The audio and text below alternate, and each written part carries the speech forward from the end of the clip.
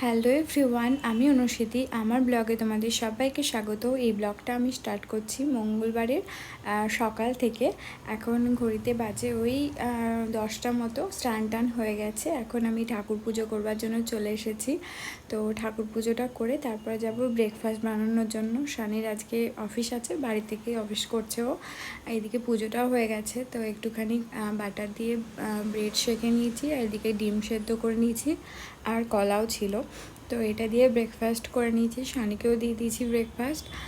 আর তারপরে এবার রান্নাবান্না পালা। তো আজকে দেখি একটুখানি ঢ্যাঁড়স এনেছে অনেক শানি, যেটা ভেন্ডি বলে আর কি। তো ভেন্ডি আলু তরকারি করব ভাবছি।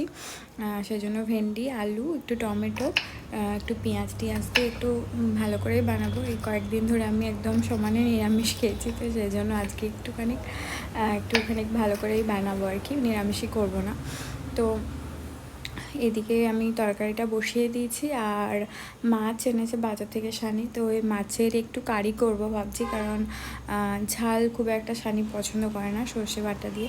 না হলে ঝালই করতাম, যেহেতু একটা মশলা তরকারি হচ্ছে, তো একটা ঝাল হলে ভালো হতো, কিন্তু শানি খাবে না, সেই জন্য আমি বললাম থাক কারি করে দিই। তো কারিটা করার জন্য আমি মাছটা ভেজে নিলাম, আর এদিকে সমস্ত গুঁড়ো মশলাগুলো এক জায়গায় জল দিয়ে একটুখানি পেস্টগুলো মানে গুঁড়োগুলোকে জল দিয়ে মিশিয়ে নিলাম, তাতে করে মশলাটা ভালো করে মিশে যায়। ওইদিকে আদা রসুনের পেস্টও দিয়ে দিয়েছি। তো জলটা একটুখানি ফুটতে থাকলে তারপরে আমি ভাজা মাছটা দিয়ে দিলাম, আর উপর থেকে দিয়ে দিলাম একটু ধনেপাতা কুচি।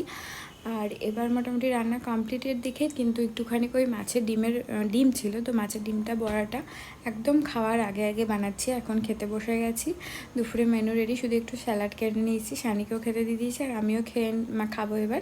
তো চলো।